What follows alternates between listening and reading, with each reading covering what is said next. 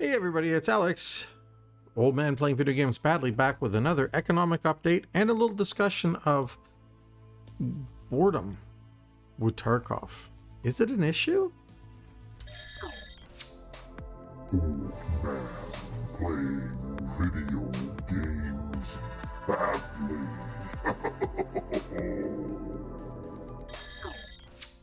Well, you know it's a talking head video because you got my head in the video.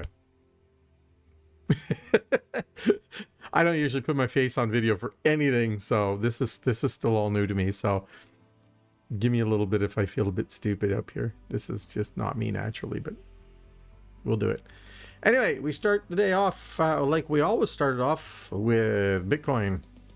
Bitcoin is at 396,210 from Therapist. That's the highest price you can get. That's down from yesterday's just about 400-ish, 405, something like that, and continues the downward trend. The price of Bitcoin itself has also come down such that the actual Bitcoin conversion today is 0.095 something, which means it's actually higher. This tells me that the developers are using target prices to lower the Bitcoin price and not the absolute number. Like they're not looking at the 0 point something, except to say that I still believe that they are aiming to end up with a 0.05 BTC coin by the next wipe. After that, economically, fuel, 207, 218, 220, more or less where it was yesterday, up a little bit. Blue tanks 189, 190, that's up a little bit. It was about 165 yesterday if I remember correctly. Graphics cards, this is the big one. Yeah, you saw it right. Everything is solidly under $1 million. The going rate that I checked this morning when I first started out for the day, 930 seemed to be the number, but it seems to be slowly eroding its way back down. My guess is 900,000 is about the real number for now, and that number will continue to go down. Not only because, of course, the price of Bitcoins is going down, but also the amount of time left in this wipe is going down, which means the amount of time to recoup the value of a graphics card is going down. This comes from the guy who's right now is building a graphics card. Yeah, I had this part, so I had to do it. Anyway, after that, we'll go through some of the very basic things of life. Nails are 25,000. That's down from a long-time peak of 50,000. It was 50,000 almost for ages, but it got down under 20, so it's kind of getting there again, I guess. Bolts are 40s, 50s are actually going up a little bit today, which is nice. Screw nuts, 27,000. That's up from yesterday. Yesterday was around 20. I actually bought some for about 15 or 16 the other day because I was behind. After that, labs keycards, 474, down very slightly. They were solidly close to 500. They've edged down just a little bit. If you want a real laugher, the Labs red key card, there's actually 3 of them on the market right now. You can have one for an absolute steal of 98 million rubles. A huge discount, let me tell you, from the 100 million rubles at the high end of the market. And so on and so on and so on. There's nothing particularly fancy going on. There's nothing big. Oh, ratchets. That was the other one that was really big for a while there. Ratchets are 120.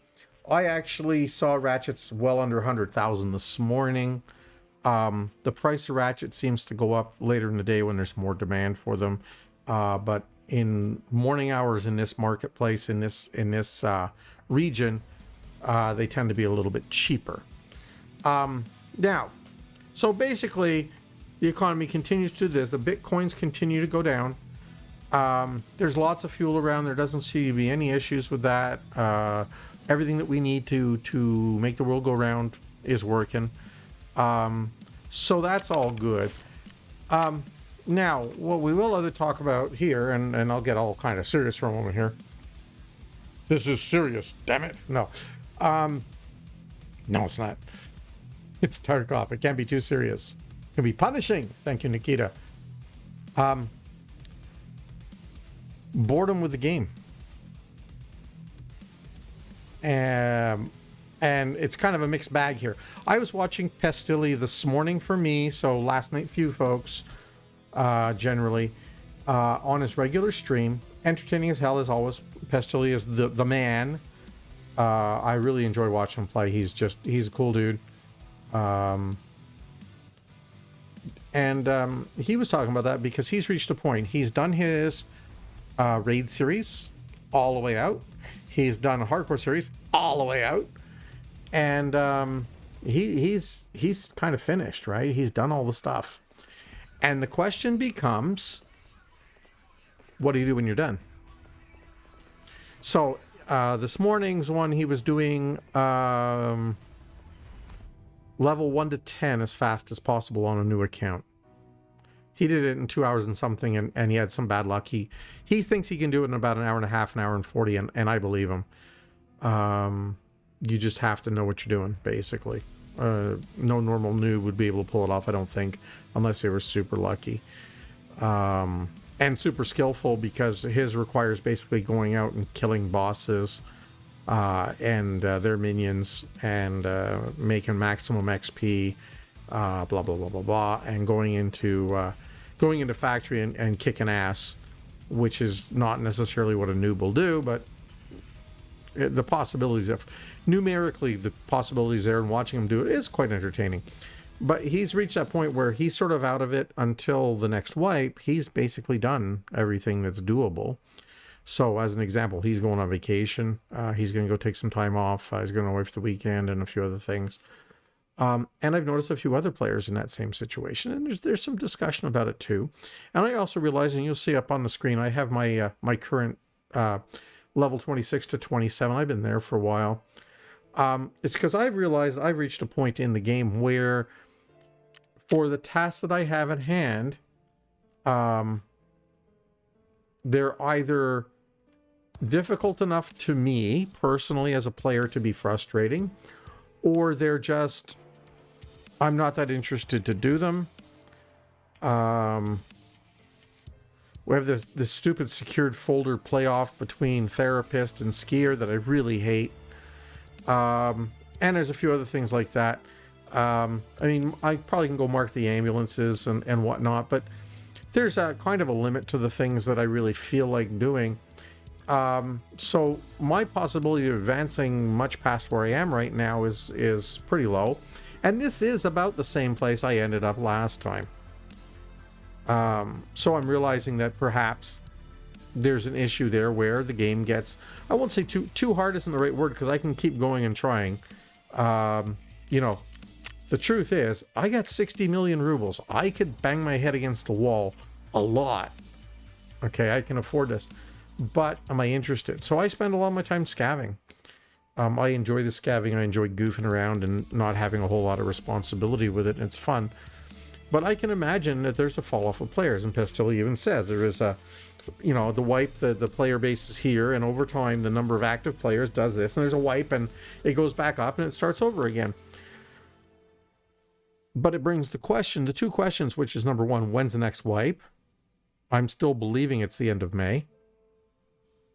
Don't pin me to it exactly, but my belief is end of May.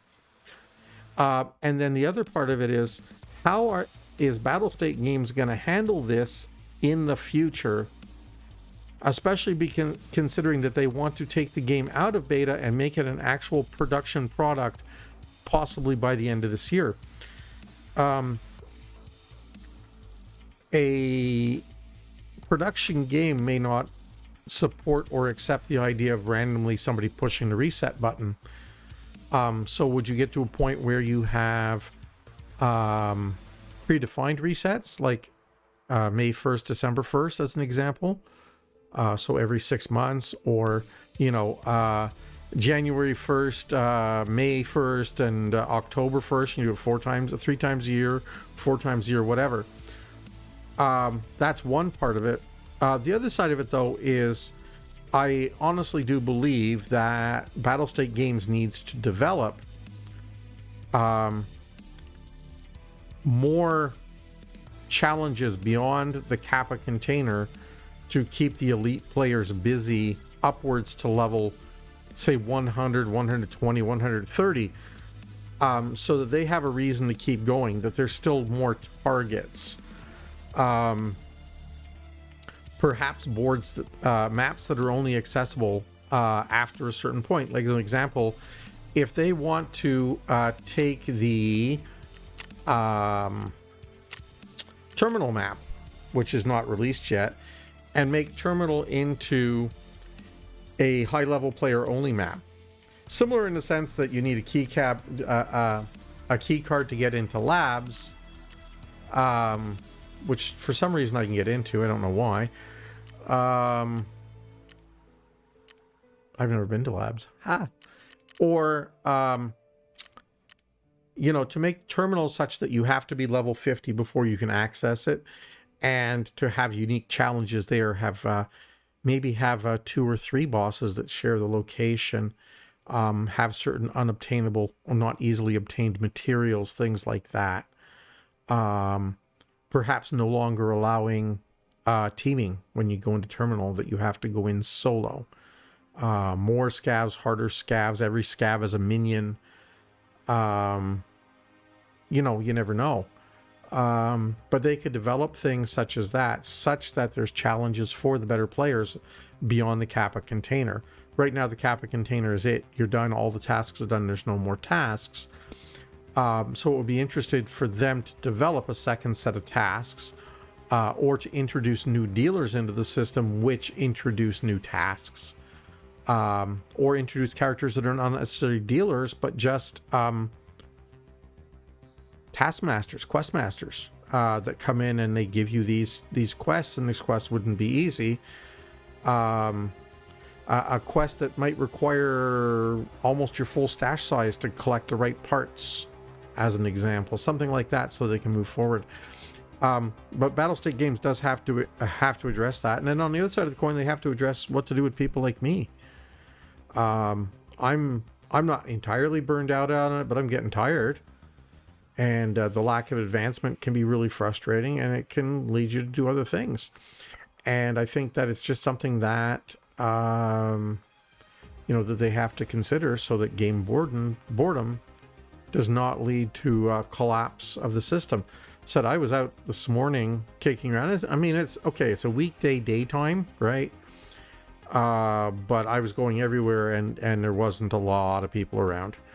I went into interchange 4 times, and out of those 4 times, I'm trying to think, I believe Kiba was only open once.